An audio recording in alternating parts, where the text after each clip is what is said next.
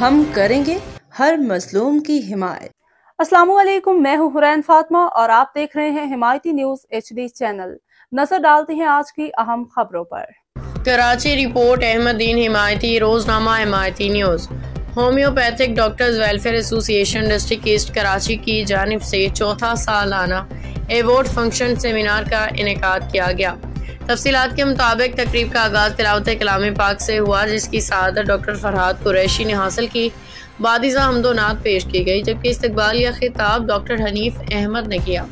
تقریب کے مرکزی مقرر professor doctor Yasir Mahmood MSc organic chemistry M Phil molecular medicine PhD biotechnology نے وٹامن ڈی اور ہومیوپیتھی کے موضوع پہ تفصیلی بیان دیا۔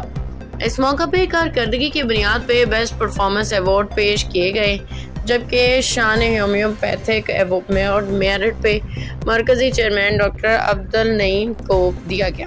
مہمان خصوصی لانڈی کورنگی کے معروف سیاسی سماجی شخصیت، پاکستان پیپلز پارٹی ڈسٹرکٹ کورنگی کے ڈپٹی جنرل سیکرٹری اور سابق امیدوار قومی اسمبلی ناصر رحیم لودھی تھے۔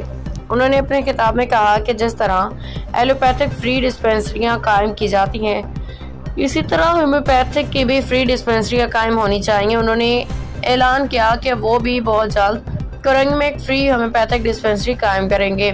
اس کار خیر میں ڈاکٹر حضرات سے تعاون کی اپیل کی۔ ناصر رحیم لودھی نے مزید کہا کہ ان کا پورا گھرانہ ہومیوپیتھک طریقہ علاج سے استفادہ کرتا ہے۔ تقریب میں نیشنل کونسل فار ہومیوپیتھی کے رکن ڈاکٹر جنید اختر بخاری، ڈاکٹر عمران سلیم اور ڈاکٹر علی اکبر نے خصوصی شرکت کی، جبکہ اندرون سندھ حیدرآباد سے بھی ڈاکٹرز کی بڑی تعداد شریک ہوئی۔ مرکزی ممبران سینئرز اور سابقہ عہدیداران ڈاکٹر محسن ملک، ڈاکٹر عذرا باری، ڈاکٹر صابر حسین، ڈاکٹر یاسمین نے بھی خصوصی شرکت کی۔ تقریب کے اختتام پہ چیئرمین ڈسٹرکٹ ایسٹ ڈاکٹر حبیب الرحمان غوری نے تمام معزز مہمانوں کا شکریہ ادا کیا۔